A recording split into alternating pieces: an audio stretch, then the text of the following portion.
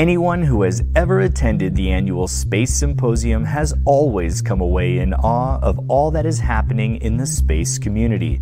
But what if you could have that 1 week experience and have it all year long? Now you can. Space Symposium 365 is the Space Foundation's new virtual platform that builds on the spirit of the symposium in a year-round digital format. Sign up today to secure your unlimited access and hear presentations from top global leaders, executive panels, and the latest achievements of the global space community. Space Symposium 365, the space community's exclusive platform for insight, dialogue, and opportunity. Don't make me laugh, Will. I agree. We're working on that. So I want to welcome everybody out tonight to Space4U Live, a very special edition. We're really excited to talk to our panelists this evening. But before we get started, we did want to let you know, as you saw, Space Symposium 365 is getting ready to kick off starting next week. And it's going to be really exciting for our first shows. We have Gene Kranz, NASA Administrator Jim Bridenstine, Secretary Barrett of the U.S. Air Force, and General Raymond of the U.S. Space Force. So much is coming up. We're working on programming for you all the way through next year when we hopefully can get all back together again in August for our Space Symposium in person here in Colorado Springs. But without further ado, I am really, really excited. As far as I know, this is one of, if not the first interview with the founders of the Patti Grace Smith Fellowship. And one, I'm honored. Thank you all so much. This was a quick turnaround. I think it was launched, a week ago? And we were able to put this together really quickly. And I'm really excited to talk to each and every one of you about this project and what it means to you and how it came about. So Alvin, I'm going to start with you first. Can you give us your background? Tell us a little bit about what you do, why this means so much to you, and we'll get this conversation started. All right. I'm Alvin Drew. I'm actually on my second career right now. I spent 30 years in the U.S. Air Force. The last 10 years were with NASA as an astronaut. And when I retired from the Air Force, I basically became a full-time NASA civil servant. Served as the Department of Defense liaison at NASA headquarters. A little bit more deeper into the background, how I got to where I was. I grew up in Washington, D.C. Both my parents, back at that point in the 1950s, was probably the very first magnet high school for African Americans in the city. They were both nerds, and they put a heavy emphasis on education for all me and my brothers and sisters. Ironically, my mother was an educator. She taught in the DC public school system in order to supplement our income, so all four of us could go to a private school.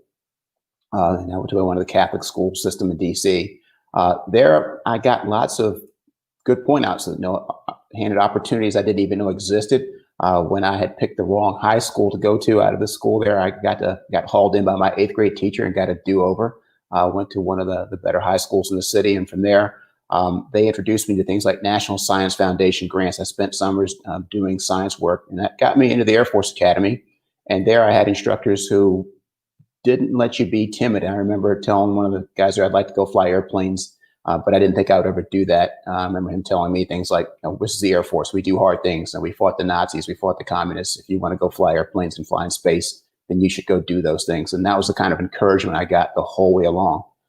I didn't know any better. I thought that's just how everybody was treated all the way through school. And it wasn't until looking back on my career that I realized that not everybody has access to those types of people who will open up opportunities for you or make you aware of them. And so I feel like where I can do that is important. So when I heard from Will Pomerantz and his idea for having this Patti Grace Smith Fellowship, this is exactly what I felt people should be doing. And so I should be doing it too. I was happy to sign up and help out with that. I love it. Khristian, we'll go to you next. Share your story with us, how you got in the space industry, what excites you about it, and how you got involved with this wonderful initiative. Yes, absolutely. So hello, everyone. My name is Khristian Jones. I'm a senior aerospace engineering major at Wichita State University. Go Shocks if there are any shockers out there. So really what got me into the aerospace industry is just my love for space and the fascination of what is outside the Earth's atmosphere. I always wanted to be an astronaut. I couldn't have asked for anything better. Still want to get there. Hopefully I can be an Alvin one day. And yes, you can. I really hope I can still do that. So I am right now a young professional still finishing my degree, but I have worked at a couple of commercial space companies, which is really exciting. I'm currently at the spaceship company working in materials and process engineering. But really what fascinates me about this program is really getting to give students experiences that I wish I had as a young person. And, you know, starting off your career in aerospace, sometimes you don't necessarily know what avenues to go to or who to talk to get into the industry. So it was really important to me to help students, you know, kind of get that first jump start. I love it. Tiffany, we'll go to you next. Give us your background. Tell us a little bit about you, how you got involved in this. And yeah. All right. So good evening. I'm Tiffany, and I have been an aerospace fanatic for many years. I actually got introduced to aerospace at a pretty young age. I got to visit Kennedy Space Center when I was 12 and got to learn about the space shuttle and the space station that was currently in planning at the time. And I wanted to know why aren't there more people living in space? And I want to be a part of making that happen. So I grew up in the Maryland area and decided to take a little bit of a different route to get to my engineering degree. I started out as a physics major at a small all-women's college in downtown Baltimore, and got my physics degree, and then went to the University of Maryland, College Park, where I started my aerospace engineering studies. And at that time, I got my first entrance into the world of NASA at Goddard Space Flight Center as an intern on the James Webb Space Telescope, which hopefully will launch next year. You did what? And, you did what? Oh, I'm so jealous. That's what I want to do one day. Okay, I'm sorry. I get excited. I was like, oh, James Webb! Yes, I'm really looking forward to that launch next year.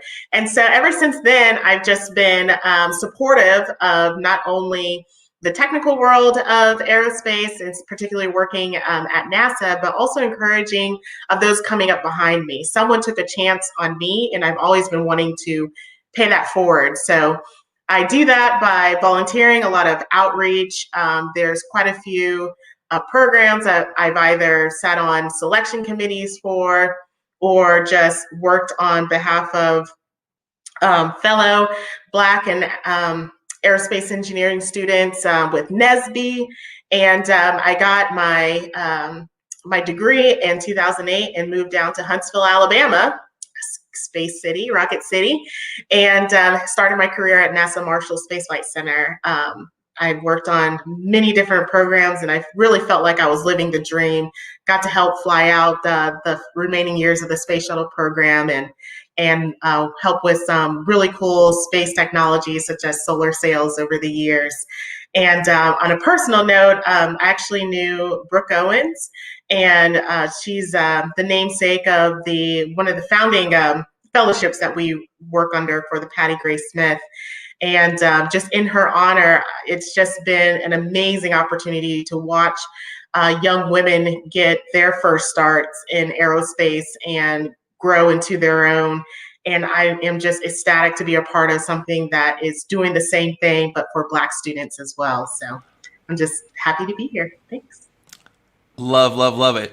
Will, how's it going, man? How you doing over there? You keep like making the rest of it just be like, how can I be as cool as Will? I mean, and it's something, that I talk with, we obviously there's a lot of people that work with you, with Brooke Owens, and there's obviously new faces here for me tonight, and I'm so proud to meet them all. But when I talk to a lot of people about someone that is been a big inspiration to me, you were right up there with Emily Calandrelli about the want for more diversity and inclusivity, the mentorship, and Space Symposium last year, just being around you and the other Brooke Owens fellows. You can tell that that they look up to you, and you do a lot of amazing things, just like the rest of the folks that are on this panel tonight. So tell us a little bit about yourself, how you got involved, and why this is something that is important to you with Brooke Owens and now Patti Grace Smith. And I definitely want to talk a little bit more about Brooke Owens before we really dive into Patti Grace Smith as well. Sure. Well, hi, Ron. Thanks for having me on the show, all of us on the show, and thanks for making me blush.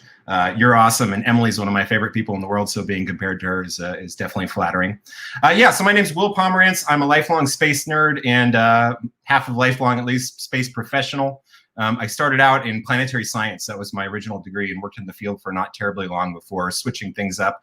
I've always had really this passion about trying to do space, trying to do more space, right? I love all the missions that we do already in space. I just wish there were a lot more of them. And I wish they were accessible to lots of new types of mission and types of country and types of company and types of people. And I've always just felt a calling to do my part to try and open the door a little wider. You know, the door's been open, I guess, since 1957, but it still ain't all that open. And I think it could be, and I think it should be. I think it really benefits all of us. So I've done that in my day jobs. I have the great fortune of being an executive at a company called Virgin Orbit, a launch company, a responsive launch company that I'm super proud of and having a wonderful time there. But also in some of my outside of work, you know, I have weird hobbies. My hobbies also align pretty much directly with my day job. So I've been involved in a couple of things. The world's largest student space organization called SEDS, Students for the Exploration and Development of Space, was a formative thing in my early career. I joined the SEDS chapter as a freshman and absolutely would not be working in the industry if it weren't for that.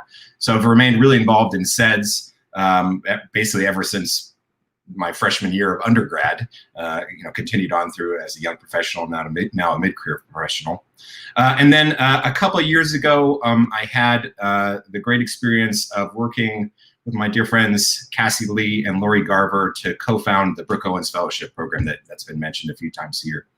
Brooke was a dear friend of mine, and Cassie's and Lori's and Tiffany's and lots of other people in the industry. She passed away way too young, a few weeks shy of her 36th birthday. And a few of us came together to figure out how best to honor her and created this program called the Brooke Owens Fellowship, which was all about providing paid job experiences and mentorship and to community, initially to women in aerospace. It's now expanded to women and other underrepresented genders, so non-binary students, transgender students, etc.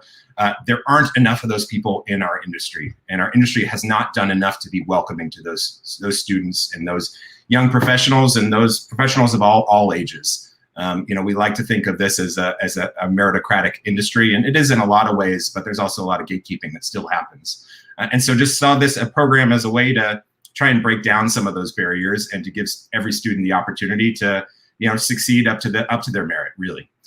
So have now run the Brooke Owens Fellowship for 4 years. We're in the midst of selecting for our 5th class, which is hard to believe. And if I have bags under my eyes, it's because I've been staying up late trying to sort through the more than 800 applications that we had for that program this year, which is really fantastic. A couple months ago, you know, we were looking at that program and looking at how we could build on what's already been a big success, I think, and do even more. We have had the idea, I should say, from the beginning of looking at, even though the Brooke Owens Fellowship is a program specifically about gender equality, we've always had the goal of looking at other forms of equality and figuring out, hey, how are we doing? Are we doing well enough? Where should we get better? Because there's always room to get better. But then also looking at, is there more that we can do to impact the industry and to move the needle there? And as you can imagine, like everyone else in the country, kind of looked at the issue of racial equality with a whole new focus this year. It wasn't a new issue for us, but was a new level of attention. And realized that there was probably an opportunity to take the method, the same foundation that we'd already proven out with the Brooke Owens Fellowship and our earlier spin-off program, the Matthew Isakowitz Fellowship Program. We had a model that was sort of 7 big successes in 7 years between the two programs, and just thought that maybe with the help of some awesome people, like the incredible co-founders that you've just met, we could take that same model and make it really helpful to the industry and helpful to a group of really deserving individuals by applying it to the issue of racial equality. So that was sort of the origin story of the very first conversations about what became the Patti Grace Smith Fellowship, although it's gotten a heck of a lot better since then, thanks to Alvin and Khristian and Tiffany and a bunch of others as well. I love that. And another thing I'd like to say too is I loved when I heard that Brooke Owens Fellowship was allowing non-binary folks to be able to be a part of that. I'm one of the founders of the Out Astronaut Project. Our first year winner was Shannon Hadaway, who is also a Brookie, and I know that she's talked about it. And the founders of that, we were so excited.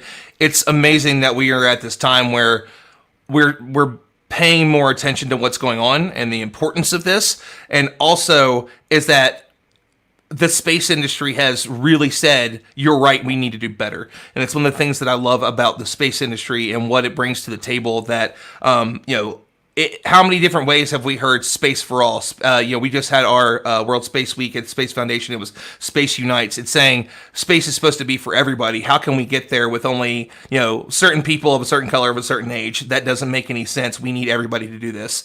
And it's not just people of all different backgrounds. It's people of all different disciplines. I'm a social media guy, and I like to host and do stuff like this. And this is, there is a place for me here. And I love that we are getting more and more people involved in it. And so what I want to kind of talk about a little bit is I know that both Tiffany and Khristian are involved with Brooke Owens. So Tiffany, I want to talk a little bit about your experience with that, and then Khristian is a fellow. So Tiffany, I'll go to you first. Yeah, so like I mentioned, I knew Brooke personally when I was in college, and the first few years in my professional career, was able to keep in touch with her over the years, and it was such a wonderful relationship, and she had such a passion for what she did. And so when she passed and Will stood up with Cassie and Lori, the Brooke Owens Fellowship, I really wanted to be a part of it. So when I got invited as a reviewer, that was my chance of being able to give back in her honor. And so the interview, not just the interview process, but just the application process is quite unique and different. It was fun to not only see how these young women wanted to make their impact in the world of aerospace, but they wanted to do it in a different and lasting manner, and honor the creative side that Brooke had. So it's been an honor to be a part of the Brooke Owens Fellowship and see it grow and see the caliber of the applicants get better and better as the years go by, and also to see the alums doing such great things, such as Khristian being a part of this founding fellowship here. And that's one of the things that I love about it. I was talking about that conversation with Will, and I don't know, there was like 6, 8, 10 brookies. It was like basically the whole corner was that, and it was all of them either speaking about what they were getting ready to do or what they were in the process of doing. Like, I'm wrapping up, I just got a job at Blue. I'm wrapping up, and I just got a job at SpaceX. It was really, really cool to hear that. And actually, Khristian, before I go to you, Alvin, you were a part of that just recently, and that's how you kind of got involved with Patti Grace, right? Was it last year, I think you said, in our conversation before we started?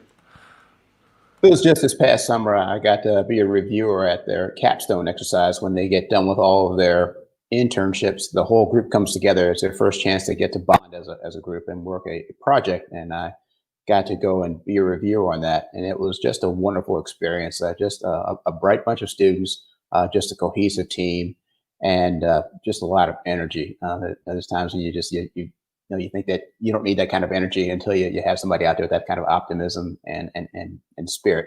It helps. It buoys you along. So, I love it. So Khristian, actually, so you are a fellow, and I want to talk to you a little bit about that experience too, because obviously with this being the next in line of a group of fellowships, what can folks expect if they are accepted to this? What has it meant to you and to your life? And then I think the really cool part is that as the next things come along, it's like, oh, this is a great person to be involved with us for this one, and you get to be involved in that. So what does that mean to you? What does the fellowship mean to you? And what does it look like to be a part of, one of these amazing initiatives? Yeah, I mean, the Brooke Owens Fellowship has played an amazing part in my life. The woman that I was when I first apply to the Brooke Owens Fellowship is like just the tip of the iceberg of who I am today. And I'm so grateful for the program. It really gave me confidence. And at first, when I had applied, my advisor just said, hey, there's a program, that's for women in aerospace. You're a woman in aerospace. You need to apply. And I was just like, okay, I trust my advisor. So she's like a second mom. So I applied, and I'm so glad that I did because I'm surrounded by amazing young women. And just the Brookie family is so strong. And everywhere I go, it's just like, oh my gosh, you're a Brooke Owens fellow. Oh, okay, you're a Brookie in 2020 or you're a Brookie in 2017, and we can just really bond over that. And so it's really been a good support group. And like you said, you have to rise to the occasion. You have no choice but to be great with this group of women. But it's good to have the perspective of, being a Brooke Owens Fellow and then being able to help organize the Patti Grace Smith Fellowship. So I can kind of have both sides of being a fellow and how the best practices for that, but also to see from the founding side to make sure that those students have the best possible experience. Because for me, I can speak for myself. I want these fellows to be able to say that this was a life-changing experience for them and that they can look back at the Patti Grace Smith Fellowship and say, yeah, that was the experience that it got me in the aerospace industry and kept me in the aerospace industry. And I mean, it's amazing stories so far tonight. And we actually have a great question from Mac Malkawi. He wants to know, and he mentions Brooke Owens and Patti Grace, but also Matthew Osakowicz. Are these open to international students? If they're not, is there ideas to do that in the future? Is there an answer to that yet, or is it something that is already in place? Yes, so the Brooke Owens Fellowship is open to international students, and we have a couple every year. I want to be honest; it's a little harder to get into a program that's already hard to get into if you're not in the U.S., but it is possible. And we've had some really amazing fellows that have come in from from Canada, Poland, Mexico, UK, Singapore. I may be forgetting one or two others, and I hope they'll forgive me. So that definitely is. For the Patti Grace Smith Fellowship, it is open to U.S. citizens and to U.S. permanent residents. So you don't have to be a citizen, but you do have to be living here, and you have to have a green card in order to get a position. I think that's something that we've, as a group, talked about. Let's do that at least for the first year, see how that goes, and potentially reevaluate a little further down the road. That's great. And well, Mac does amazing work. He's a science communicator that with Borderless Labs, he is working really hard on getting the Arab world into science communication. So he's worked with Diana Olsendi. He wants to make science and SciComm projects that are, in the native Arab languages. So he's really big about that. So I am not shocked he asked that question. I'm like, I bet I know exactly what Mac's about to ask.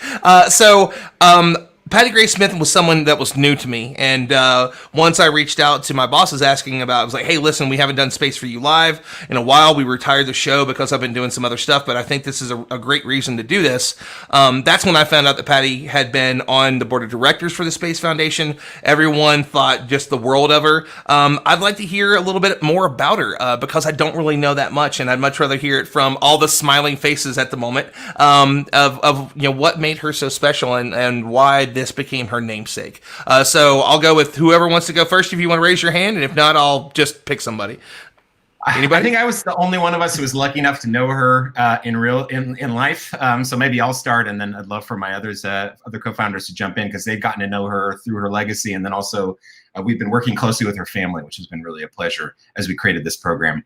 So Patti was someone that I won't claim to have known all that well outside of the office, but I had a chance to work with pretty closely in a couple capacities over the years. When I first met her, she was running the space side of the FAA. So she was the FAA's Associate Administrator for the Office of Commercial Space Transportation. And that office, under her leadership and her as an individual, they are the ones who wrote all the rules that govern commercial spaceflight and commercial human spaceflight in particular. So if any of you, watching this, if you've watched a SpaceX Crew Dragon flight, or if you watch Spaceship 2 fly into space, if you've been watching Grasses or Starships or New Shepherds or anything else, and you wonder how that works in terms of how does a private company do those things and still be regulated by the government in a way that ensures the public safety but doesn't inhibit the pace of progress, that's due to Patti. And that's due to the great team that Patti had at the FAA. She ran that office. She was the one who awarded commercial astronaut wings to the first ever commercial astronaut pilots, the Spaceship One pilots. She was around for a lot of the foundational work for the first Falcon 1 flights and a number of other things as well. And being someone who has worked in that side of the industry for a long time, even though there's parts of those regulations that I'm sure I'd love to tweak, man, did they really do a great job right out of the gate. And the fact that you've got literally entire nations all around the world that 20 years later are saying, we want a space industry, we need a space regulatory environment. Let's cut and paste the things that Patti Grace Smith did and that the FAA Office of Commercial Space Transportation did, 15, 20 years ago. I think that speaks to the caliber of work that they've done. I will freely admit when I first went in to meet with that office and to meet with Patti, I had a lot of expectations about what government bureaucrats regulating spaceflight would be like. And it was probably like, if anyone remembers the movie Astronaut Farmer, which I don't think was all that memorable movie necessarily, but they're sort of like these evil government bureaucrats that are trying to shut down the plucky farmer who just wants to build a spaceship in the backyard. And they're as exclusionary as possible. This is only for us and no one else can do it. I'm going to do everything I can to stop you and make up all these roadblocks. And Patti wasn't that a really terrible movie with not a great movie. Oh, who was that? Billy Bob Thornton did that and made the rest of us look bad. I believe that is correct. Yes. And Patti and her whole team, there couldn't have been more different from that. They were committed to safety. They were excellent engineers. They were excellent regulators, but they said, this is a cool industry. It's a growing industry. It's an important industry. We should be trying to facilitate it rather than trying to strangle it. And so that was my first impression of Patti. I got to work with her in a bunch of roles at that office. She was always collaborative. She was always looking for, how can we find an answer to this? How can we solve this problem together? Just a wonderful human being. It was clear how much all of her staff loved her as well. I continued to work with her after she left the FAA when she was a consultant and had the real pleasure of sort of hiring her in for a couple projects and had that impression reinforced over and over again.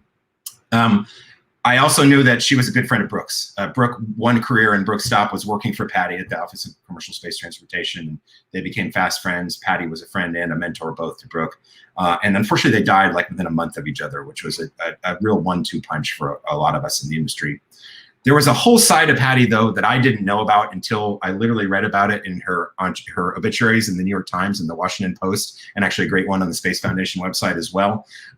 What I discovered was that as a young girl, Patti had been one of the students that integrated the public schools in the Jim Crow South in the state of Alabama. So she was from Tuskegee, Alabama.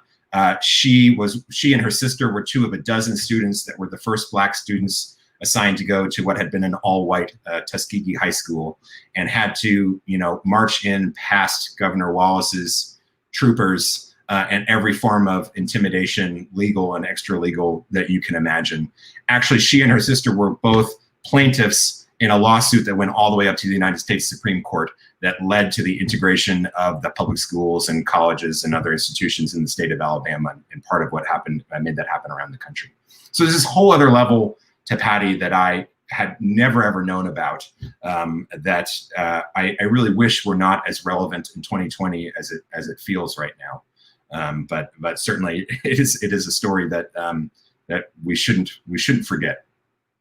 I mean, I agree with you. One of those things that has a tendency to continue to go around on the internet, on social media, is that Ruby Bridges, by the way, is still alive. At 6 years old, what she had to go through, going in, being the first one to integrate into a school. It's amazing to think that, like, our parents, and depending on how old you are, you saw it happen.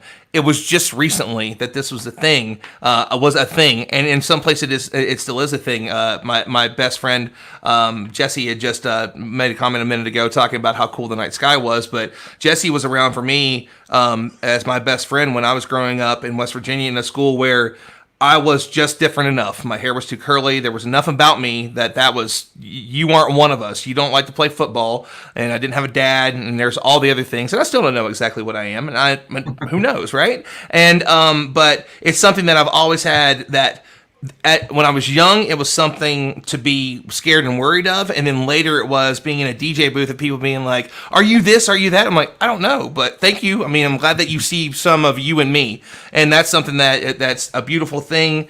And something that has been really important to me is I grew up in this really, really small town, and there was a really, even a smaller town that I was raised in for the first few years of my life, and that's where Katherine Johnson went to college, in West Virginia State. And to go home at Christmas a few years ago and to be able to stand by her statue of this Black woman who was just this incredible inspiration, and there it is for all the world to see in the pictures, and there's flowers, fresh flowers. That means that somebody had just recently, this is not a new statue, it's already been out for 6 months to a year, that they're changing the flowers in this. I love that this is the change, that one of the voices of the state that I grew up in where it wasn't okay to be different is Emily Calandrelli. It's a West Virginian woman that is one of these big voices, and I love that that things are moving forward, and obviously this is a really big deal. So what I want to talk to you all about is now that you have this together, tell everybody a little bit about how they can be involved, what it takes, what the fellowship's going to entail. So again, if anyone wants to go first on that, actually, you know what? I think I may have skipped something here, didn't I? I may have gotten a little into that one. Yes, I did. Hold on a second. Khristian, yes. Sorry about that. I started getting excited, and I do that from time to time, and I get off track because I get emotional. It's kind of what I do. But no, I meant to go to everybody else's thoughts next. So Khristian, I want to go to you, and then after that, I'll go to Tiffany on Patti Grace. Yeah, absolutely. So honestly, I'm so sad that I didn't get the chance to meet Patti in person, because I told her family, I was like, she would definitely have been my voluntold mentor for sure. Because she just, so much about who she is and how humble she is, and how humble she was, about doing so many great things. She was just kind of very like, oh yeah, I do this. I'm great. That's all. I'm just little old me.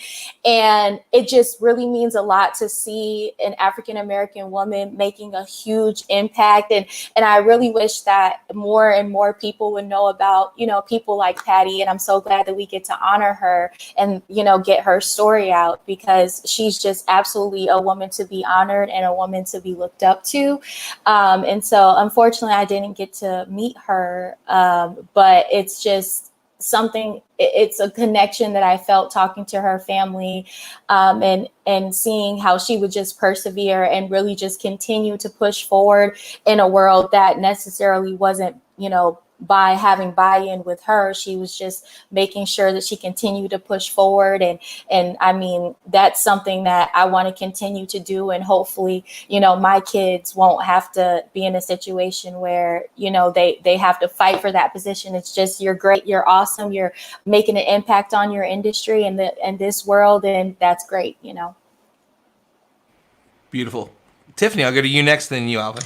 Yeah, so I also did not have the pleasure of knowing Patti personally, but, talking with her family and hearing all of the excitement about this fellowship named in her honor. She was a woman of grace. She was a woman of power. She left a legacy that to this day, we have folks still coming up to us wanting to be involved, because she was such a beloved and respected member of the aerospace community. And one of my favorite things that I learned about Patti when I was doing my research, was that she actually started out as an English major. She went to Tuskegee University. And as an Alabama native now, it's really nice to hear stories about women, especially women that grew up in the civil rights era, that went on to do really great things. And not only was she a pioneer with having to integrate schools, but she somehow took her journalism and English background and eventually turned into a lead of the commercial space office at the FAA. I mean, that is such a dynamic story. And that's something that I feel is a story that's not told often. And young Black students just don't know what it is that it takes to be involved in, say, the aerospace industry. And you just don't know that there's a million different ways you can get involved. And even you can get involved with new things and new eras. And so she lives such a really interesting and dynamic time in our country's history, from being one of the first to integrate a high school and when she was a teenager, to being at the forefront of the new era of commercial spaceflight. I mean, that is amazing. And so I'm just so proud to be a part of that, and also be a part of the legacy that she has left behind, that shows that, yes, we're Black, but we're here to contribute, and we can contribute just as well as anybody else. Okay, so that one really hits me in my heart a little bit. One of my good friends, Aaron Shepard, put out a video a little bit earlier today that he put on TikTok, and it's been taken off. And he's basically saying, what it means to him to be, Black and be, a male in science and engineering, and saying that he's tired of being the only one in the room. And he's just like the most wonderful person that I know. And so you got to go follow him on Twitter. If you're not, please go check him out. Space Cadet Shep. The video is everywhere right now, and I love seeing that. He's such a wonderful soul. And that's really, you know, kind of what he's saying, like, why, you know, and he does awesome stuff. So he has developed something that you can wear on your head, and with your mind, you can move a robot. And so he's like, check it out. Like, I'm over here being Magneto. It's like, I'm just thinking about something and it's moving, and the smile on his face. And he's wonderful. So please go check that out. There's a lot of these voices that I know that have been out there, and I would really love to talk about that and how Twitter kind of came around this during this spring. And I know that it was a piece of what kind of inspired this. But Alvin, I want to go to you next and talk to you a little bit about it, whether you knew her or knew of her. If you passed each other, any of your experiences with her. Well, like Tiffany and Khristian, I had not met Patti Grace Smith, and I had not even heard of her. So when Will said, I want to name this fellowship after her, I did what all of us Washington bureaucrats do. I went and looked up her bio to see who she was. And of course, I'm just blown away. This woman is like this a rap sheet that's bound for a Hall of Fame somewhere. That's just a wonderful accomplishment. What a wonderful choice, just based on her record of where she came from and what she managed to accomplish. But to be honest with you, where I was really impressed with her was when I talked to her family. We wanted to make sure that this fellowship truly represents Patti in the way that her family would want to see her represented. And so we spent a lot of time online talking with her brothers and sisters and other members of her family. And first off, she's just got a great family. I can see where she got where she got it from, because they're just wonderful people. But also the fact that with all of her accomplishments, she just stayed grounded. She was a person who was very matter of fact, take things as it comes, never seemed to be full of herself. There was just something good to be done, a sense of mission and purpose in life, and that she was just carrying it out. And that just gave me just that third dimension of insight into her that made me think that this is inspiring. This is really wonderful. And I mean, it's great to hear these stories, and we see these legacies that pass on. And so, obviously, again, the spring was crazy. There was a lot that was happening, and from the website, it mentions that the Brooke Owens Fellowship was already in the process of preparing the annual diversity report when the horrific and infuriating murder of George Floyd happened. And so that kind of led into this, from what I gather. And I love what Twitter went through with Black in STEM, Black in Astro, and really talking about and highlighting these amazing science communicators that were out there. We saw, Mae Jemison finally, for whatever reason, did not have her Twitter account verified, which is just crazy to me. And I know that there was a lot of things that changed through the spring, and so I know that this kind of was a bit of what led to this. So is there anyone who kind of wants to talk about that, how it kind of came together, how those conversations started? Did this come together quickly? Was it already something that you had an idea in your head? So if there's anybody in particular who wants to start, Tiffany, Will? Probably starts with me, so I'll kick it off, and then we'll transfer from there. So yeah, as you say, we were kind of neck deep in the data for our diversity report for Brooke Owens Fellowship. We do try and look every year at our applicant pool and our final selections and see, are we being fair? Statistically, are the people who are entering into the pool the same kind of makeup as the people who are exiting? And it's a small program, so you can't read too much into every number, but if you've got trends over years, then it's something you got to look at. What we found is that actually we do quite well on every form of diversity. We don't do perfect, and we need to do better. And we should never take our foot off the gas pedal there. But what that also told me was that even if we could wave a magic wand and get rid of the last little bits of bias that are stubbornly clinging on, which we should try. But even if we did that, it was going to make the difference of, one person a year, something on that order of magnitude. And that's important for us, and that's important for that person, but that doesn't change an industry. So we said, well, how do we scale that up? And we can't just I don't think we can just make there be more brookies. The magic of the program, I don't think scales all that much higher than where we already now at 40. But we can make a sister community. We've shown that we can do that. So that was the initial idea. Talked it over with my co-founders, my executive team on the Brooke Owens Fellowship side. They all really liked the idea, but wanted to make sure that A, we weren't biting off more than we could chew, B, that we weren't going to cannibalize one program with the other, and C, that we really knew how to tailor this this program to this challenge, right? The challenge of how do you get more Black and African American people involved in the space community, and how do you get their talent recognized better is related to, but different from, the challenge of how do you get more women and more non-binary students, more other gender minorities involved. So we said, well, you know, I may have the best intentions in the world and I may be a little bit creative, but I also have a white guy's perspective. I need to go find some awesome co-founders to help really lead this with me. So reached out to folks like Tiffany was one of the very first conversations, and Khristian was one of the very first conversations that I had, and just sort of said, here's what I'm thinking. Is this a terrible idea? Am I crazy? Or is this something that we could work with? And maybe I'll pass it over to Khristian. Love to hear what her initial thoughts were. Khristian, we'll go to you. Absolutely. So honestly, when Will called me, I had surprisingly mixed emotions, especially with just, you know, how much was going on in the country. And it was just so raw. And as an African American, it just felt like you were pulled in so many different directions of being a space nerd and being excited about the launch. But then at the same time, you feel like there's so many social justice things that are going on in the world. And so I must admit, I told them I had to sleep on it, give me a couple days. But after it's all said and done, I knew for a fact that there was a need and it's the right place at the right time.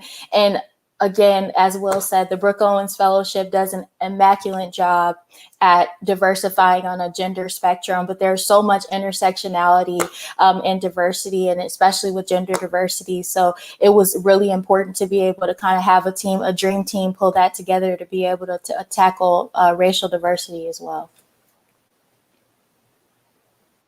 Beautiful, beautiful. Tiffany, we'll go to you next, and Alvin. You know, I was in a similar boat as Khristian when I got the phone call from Will and I heard the idea. I was a little skeptical at first because I didn't want us to go off and just duplicate the Brooke Owens, but only it be for Black people. So Black people can only apply to Patti or they can apply to Brooke. But it did tap into my desire of how do we get people just to get into the door? Because sometimes you got to just make the doors happen. And so the thought of, well, instead of focusing in on upperclassmen, let's start focusing in on younger students, folks that need just that first chance. Freshmen and sophomores that are bright-eyed, promising, really eager and energetic, but just don't have a good, clear path to get in. And with engineering, as a lot of folks know, you need to have a lot of the technical background. You need to go through a lot of the coursework, but getting that professional experience, being able to have that exposure to what does it mean to be an engineer? What does it mean to be in aerospace, whether you're an engineer or you're on the communication side. So I really like the fact that we were focusing in on that, and that goes hand in hand with not cannibalizing the other programs since they focus more on upperclassmen and graduate students. So I like that idea, and I like the fact that we're able to focus in on not just women, but men alike, focus in on just getting the word out and letting everyone know that this opportunity is here and there is a way to get into aerospace that is unique to you, to give you that experience. And one of the things that I love most about this program is not only the internship, but the opportunity to be partnered with a professional mentor as well as with a peer mentor. So you get not only work experience, but you get one-on-one time to just learn how to hone your skills and develop as a young professional. So that's why I'm excited to be a part of it. Lovely stuff. Alvin, we'll go to you next, sir. Yeah, so when I got that call from Will, my immediate reaction is this is a fleeting opportunity and I really can't afford to let it pass. Being the elder member of these group of founders, I was alive when the Civil Rights Act was signed back in 1964. I don't remember it. I was awfully young. I do remember the spirit of optimism that this was the change, that we would never go back. And to a sense, we did not, but we thought we would still continue to progress. I was then right at ground zero in the riots that took place in Washington, D.C. after Martin Luther King was shot. We had the Maryland National Guard camped out right across the street from our house, and I watched the momentum just fade over the 1970s after that. Of course, we were all around for the time when President Obama was elected, and people were kicking around the term that we might be a post-racial society, and then we found out otherwise. And so see the country as sometimes trying to get over its racial history, like someone trying to kick a smoking habit. It goes in fits and starts, and then we're having a start right now where we need to go make a lasting effect. And for me, my experience in the military was that they talk about there being no atheists in foxholes. There aren't very many racists in foxholes either. If you need somebody who can do the job next to you, you really don't care about what their religion, their background, their sex, their orientation. You need somebody who's going to get your back. And I think that you can expose more of these companies to that group of people, also to establish new habits, finding new places to go out and find talent within the country other than your normal go-tos. You'll bring those people in there. And I think that has a strong chance for having a lasting effect even after this window of opportunity fades away. Amazing. So we only have about 15 minutes left. So the most important thing I want to talk about tonight is how can folks be involved? So if there's somebody that's an undergrad out there and wants to be involved with this, can you give a breakdown a little bit of like what it looks like? What are the rules? What do they have to do? How can they apply? What's the last date that they can apply by? And what is it that they're going to be a part of once they're chosen as fellows? So anybody that wants to go first on this one? $10 says it's Will. Will, go ahead. Oh, Sure. Oh, wait. Were you after it? Wait. Tiffany. I would love that. I was like, because I saw the grin creep across Will's face. I'm like, it's going to be Will again in it. Tiffany, please. Thank you. I'm still up for a second, and Will can come in and sweep up after me. So as you can see on the scroll that's going across, if you go to pgsfellowship.org, our applications are open. They are open through midnight, or actually 11:59 p.m. Pacific time on Sunday, November 15th. So please go ahead and apply. We are open to Black students. Really want them to be either freshmen or sophomore, first or second year in their either 4-year degree or community college or vocational student, and be U.S. Citizens or U.S. permanent resident. So there's a lot of different. Quick question. Yeah. Is there an age limit? No. Okay, thank you. I just want to check. Yes, there's no age limit, nor is there a limit on what degree you're going after. We are open to all studies. So if you are an accounting major, if you're in communications, as long as you are interested in having a career in the aerospace industry, any way that you can contribute, we are open to including you. Because remember, Patti was an English major, and she was the leader of the new age of commercial space flight. So it does not limit you. Your major does not limit you on being able to apply.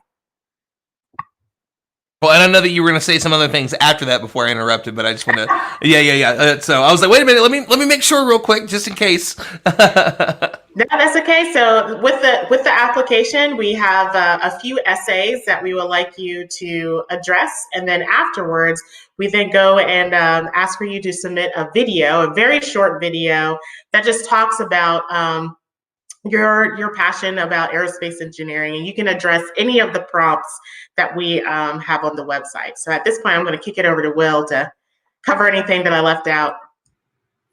Yeah, that's a great description of the application. In terms of what Patti Grace Smith Fellows do and what they earn, so it's a great package. We tried to sort of think at what are all the institutional barriers that prevent any person from getting a career in aerospace? What are those are specific to, or at least more intense in this community, and how do we knock them all down? So if you're a Patti Grace Smith Fellow, first of all, you competitively earn I almost swore, a really good job at one of the most amazing aerospace institutions in the nation. And I really encourage people, go to our website, pgsfellowship.org. You will see the list of companies that have signed on to employ at least one, in some cases many, Patti Grace Smith Fellows. And it is the list of dream jobs. It is everywhere that everyone in the industry wants to work. And there's more to come. There's a lot of other great companies that have signed up that we just haven't announced yet. We just added two more to the website today. So you're going to get a killer summer internship at one of the best companies or labs in the nation, doing real work. You're not just going to be doing photocopies and library research. You will be meaningfully contributing to the mission of these organizations and being challenged and growing. You will be getting a couple of mentors, an executive level mentor and a peer level mentor. And maybe when I'm done, I'd love to hear Khristian share about the mentorship side of it, because she's experienced that as a Brooke Owens Fellow. You're going to get a cash grant. We know that financial limitations are a big reason why a lot of young people transfer out of STEM degrees. You know, if you do not come from wealth, you bust your butt to make it into college. Maybe you declare aerospace engineering or mechanical engineering or physics or mathematics or something like that as your major. And all of a sudden you discover that, you know, all of your classmates have a better computer that can run MATLAB and yours can't, and you can only afford the old versions of the textbooks. And now you're falling behind your peers, not because of who you are, but only because of what you can afford. And we want to help people with that. So we're going to look at giving all of our Patti Grace Smith Fellows a cash grant. We're still figuring out the exact amount, but it's going to be something like $1,000 or $2,000, which is enough to really make a difference. And then they're going to get this community of not only the host companies and the mentors and the four of us, and hopefully that's helpful to all of them. But I think what will really matter to them, and again, it's another thing I'd love to hear from Khristian on, is the community of their peers. You know, too many of these people are going to have the experience that, Ron, you mentioned earlier, where they are the only one who looks like them in their class. And they go to internship programs outside of this, and they're the only one who looks like them. They go to conferences, and they're the only one that looks like them. And, you know, they can still get there. We have trailblazers. We have folks like Alvin and like Patti who did it when there was no one else who looked like them. But, you know, it's a lot easier if you can see what you want to be. And if you have people who are there with you and they're in the foxholes with you, if they're in the trenches with you pulling along, that is a resource that I always had that a lot of other people don't. And so we're looking to create that kind of bond and community among these students by, you know, all the things that you'd expect with virtual things and Zoom classes and whatever else, but also by bringing all the students together, by having a summit every year where we have, you know, a couple days of industry exposure and direct mentorship and group challenges, group projects, and just social time for these folks to hang out and to find new best friends, new roommates, new business partners, new graduate school lab mates, new folks that, you know, fast forward 20 or 30 years when our fellows are now running the industry. We want them to be able to call the CEOs of the other companies or the heads of the other agencies and say, hey, remember back when we were 20, we did this together? Well, now let's do this other thing together. Those are the connections, again, that people like me, people that come from my kind of background, have been making for literally hundreds of years. We want to give that same kind of opportunity to folks who have been denied it far too often. And I believe you mentioned that you want to go to Khristian next, right? Yes. But so your experiences, yeah. Yeah, I mean, mentorship is everything and network is everything. And my mom taught me, my mom and dad both taught me, you know, it's not necessarily what you know, it's who you know in a lot of situations. And so it's giving students the ability to grow their network and what a networking really means. A lot of times in this generation, it's like, oh, well, I see this person on LinkedIn, let me just follow them and we're in a network. And really it's about who knows you and who can vouch for you. So with this mentorship piece, it's really opening that door up for students. And that's a huge thing. I mean, speaking from being a Brooke Owens Fellow, and I still cling to my mentor, shout out to Zach Krever. He is absolutely awesome. And he really helped me to just grow my passion and grow, you know, my idea of where I want to be in 10 years, you know, really getting to find what it is I really wanted to do. And so these students will be able to have that opportunity as well. And just like Will said, having a community, that's so important, especially when I was in the Brooke Owens Fellowship, being able to be in a space where I didn't have to constantly explain my being all the time. It was so nice to be able to walk into a room and see so many amazing women in the same room that are going towards the same goal. And I hope to be able to create that same community with the Patti Grace Fellows. Beautiful. I mean, and Alvin, there's not enough. I mean, there's a very short list on Wikipedia of the African American astronauts that are out there, and have been that. So, I mean, you are someone that people can look up to, and it's a big thing. If you can see it, then you know that you can be it. And it's something I've heard people like Charlie Bolden and Leland Melvin speak about before. So, what's your place in this? How do you feel being the astronaut that can be the example of saying you can do this? I am living proof. What is kind of your role in this, and how do you see this, and the future of what this could mean, like what this could lead to? Because I've seen brookies like done and immediately have jobs. Will talked about this, and again, like that was just like, I just got this job, I just got this job, I just got this job, I just got this job. It's crazy how incredible it is, this flow of things. I've never seen something so efficient. So I know it's something you got to be excited about. Absolutely.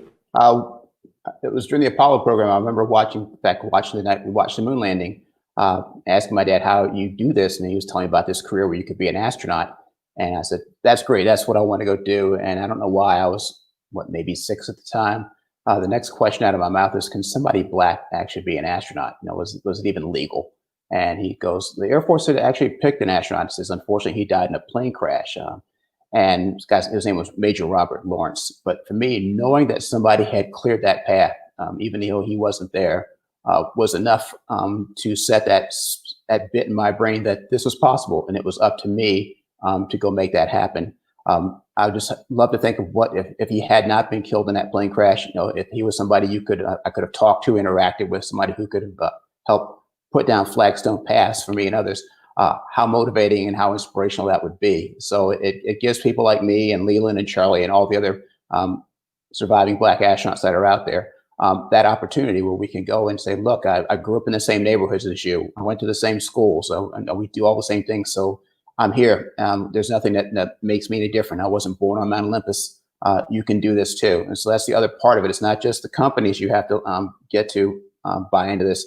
It's the communities out there who sometimes feel discouraged, to let them know that these opportunities they're available to them and they're possible. And so this is a wonderful way to do that, to go in and mentor. Now, I'm not going to be someone who's going to give them timely information. I mean, if I was Khristian's mentor, I could tell her how to hand prop her own plane, but I'm not sure that would be much use to her.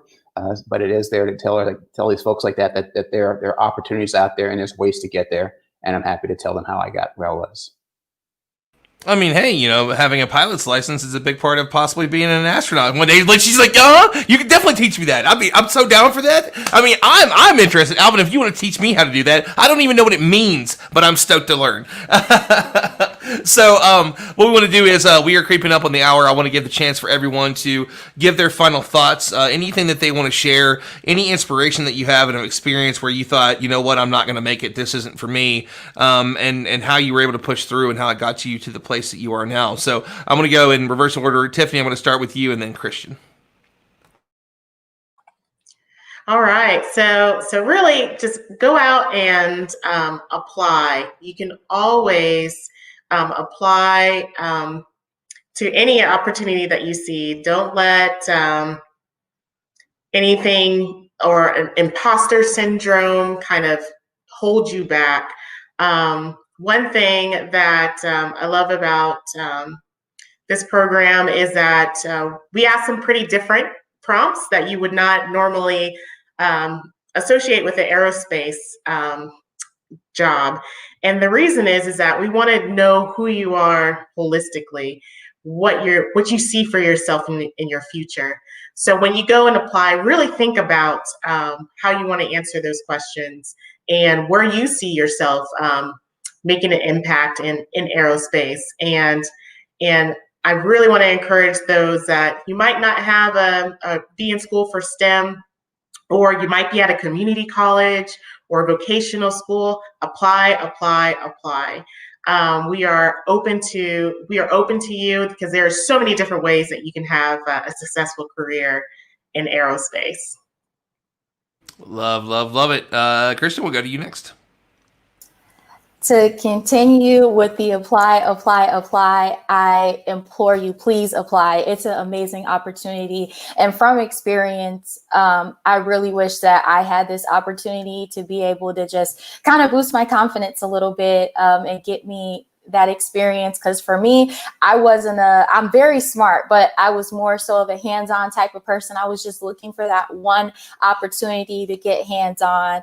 And so don't lose your confidence. Please apply. Don't have imposter syndrome if at all possible. And just really give yourself that shot and apply. And we're going to cross our fingers that we all can see you all in the application pool. And we look forward to seeing how this all turns out. I love it. Let me bring you back. We'll go to you next, sir. Sure. Well, Ron, thanks for having us. I want to talk a little bit to the allies. I think ally and allyship is another big theme of 2020. A lot of people who maybe weren't that beforehand are, and other people probably were it all along, but realized now that that's a key thing. You got a big role to play here as well. Even if you're not eligible to be a Patti Grace Smith Fellow, whether that's because what level you are in school or your race or your nationality or whatever else, you can still help a lot by spreading the word. I want every eligible student to be aware of this program, and I'd love for them to be aware of it by tomorrow so they got time to really work on their application. So please do spread the word. If you want to come to our website and donate, that would make me happy. But what would make me even happier is just telling at least one student who's eligible about this program. And then I'll also say, if you're an ally who happens to work already in the aerospace industry, you've got an even bigger role that you can play just by talking about these kind of issues at your workplace. I think study after study has shown very conclusively that whatever workplace you're at, however creative it is, it would be even more creative if you had a more diverse workforce. Your stock would perform better, all your milestones would perform better, you would have fewer failures. We know this about diversity, and we don't talk about it. And there's a role for you to go in to your managerial team, to your HR team, to your executive team and say, hey, I think we can do more about this. Or say, hey, we're trying these things, and I just want to say as an employee, I'm proud that we're trying this. I think this is exciting. Managers listen to that feedback. HR teams, executives, all kind of managers listen to that feedback. So you can go in and say, hey, I think our company should host a Patti Grace Smith Fellow, or I think we should host 10 Patti Grace Smith Fellows, or we should support, NSBE, or we should support SHIP, or we should support, any of these other organizations. There's lots of them out there. Find the ones that make the most sense for you or your company or your passions, and just talk them up, because you never know who's going to listen and what action is going to come out of it. And to that point, there's something that I hadn't mentioned yet. I was speaking with our leadership, Rich Cooper and Steve Eisenhart, and we are going to extend the same opportunities that we have at the Space Foundation that we've done with Osakowitz and Brooke Owens. One, there will be complimentary registrations for all the fellows for Space Symposium 365, as well as the opportunities to be MCs at the Space Symposium. This is really just the beginning of it. We are thrilled to talk about more ideas in the future. So you know how to get a hold of me, obviously, but it's definitely something that we're excited about. The Brooke Owens Fellows and the Matthew Osakowitz Fellows have been great as MCs. They're always great representatives, and I have no doubt that it'll be the same. So we're really excited to be a part of that as much as we can. In particular, the New Gen group, we always love highlighting these things. Bernadette, who leads New Gen, is always thrilled to talk about it. It's something we talk about in nearly every meeting that we have every 2 weeks, about the great work that you all do, SEDS, and so on. So we're thrilled to have you all involved. Alvin, I'll go to you. Go to you last, sir. Thank you. What I'd like to do is to pile on to Will's pitch to the people who are the allies out there. If you're a teacher, if you're a mentor, if you're a neighbor, if you're a parent, if you're part of one of the local professional societies, encourage those students out there to come on out. I'm trying to think of any of us who we talked to today who didn't get here without some type of encouragement from those around you. And you really are the source of strength for those students who may not have a strong sense of direction yet, who may not have a strategic focus, to get them that first opportunity to get some dirt under their nails and to get that fever for a new career that's out there in front of them. If you're a student, apply, like everybody else said. And if you don't get in this year, I hope you come back and apply again. I'm trying to think of my career. I was in test pilot school, where most of us who were in that school did not get in the first time we applied. In the astronaut corps, an overwhelming majority of astronauts did not get in the first or even the second time they applied. That type of perseverance and confidence that you can still get in. And if you have a goal, there's still a way to get there. So this is that first step. Take it. And if it doesn't work this time, stand up and take it again the next time you get a chance. And what perfect timing. So I was talking about Aaron Shepard a little bit earlier, and the awesome tweet that he had out there that everybody's been retweeting today. And he's talking about how excited he is for this fellowship. It's going to pave the way for a lot of great people to enter the aerospace sector. Aaron, you should definitely not be the only person in the room, but when you are always killing it. And one of the big things that was mentioned a little bit earlier was imposter syndrome. And it reminded me of one of the best things I've ever read on the internet. It's still one of my favorites. This was a question that was sent to Neil Gaiman, the very popular author, graphic novels, film, TV shows. Like, he's done so much. And the question read, "Hi, I read that you've dealt with imposter syndrome in the past, and I'm really struggling with that right now. I'm in a good place, and my friends are going through a lot, and I'm struggling to justify my success to myself when such amazing people are unhappy. I was wondering if you have any tips to feel less like this and maybe be kinder to myself, but without hurting anyone around me. It's a big ask, I know, but any help would make my life a lot less stressful." And the answer goes, the best help I can offer is to point you to Amy Cuddy's book, Presence. She talks about imposter syndrome and interviews me in it and offers helpful insight. But here's the big one. The second best help might be in the form of an anecdote. Some years ago, I was lucky enough to be invited to a gathering of great and good people, artists and scientists, writers and discoverers of things. And I felt that at any moment they would realize that I didn't qualify to be there among these people who had really done things. On my second or third night there, I was standing at the back of the hall while a musical entertainment happened, and I started talking to a very nice, polite, elderly gentleman about several things, including our shared first name. And then he pointed to the hall of people and said words to the effect of, "I just look at all these people and I think, what the heck am I doing here? They've made amazing things. I just went where I was sent." And I said, "Yes, but you were the first man on the moon. I think that counts for something." And I felt a little bit better, because if Neil Armstrong felt like an imposter, maybe everyone did. Maybe there weren't any grown-ups, only people who had worked hard and also got lucky and were slightly out of their depth. All of us doing the best job we could, which is all we can really hope for. Everybody has imposter syndrome, and most of the most amazing people I know all have that and all do amazing things. If you think that you are the bomb, you probably aren't going to get it. You should question yourself. That's how you get better, right? Like, I'm the best, and why would you ever improve? That's still one of my favorite stories. I've said that on more live streams that I can count, but I cannot thank each and every one of you enough for being on here, sharing your wonderful stories and what this fellowship is going to be all about. Everyone that's listening, please reshare this so that way more people can hear about it, hear these stories, and be involved, and listen to the people that have literally helped found it that said, "I've dealt with imposter syndrome. Maybe I came this close to not taking that chance, and because I did, I was able to ask that question, and now I'm here." You can be that next person, and you never know what's possible. So again, thank you all so much for joining us tonight on the special edition of Space4U Live, and we'll see you all in the next one. Thank you to my panel. Thanks for having us.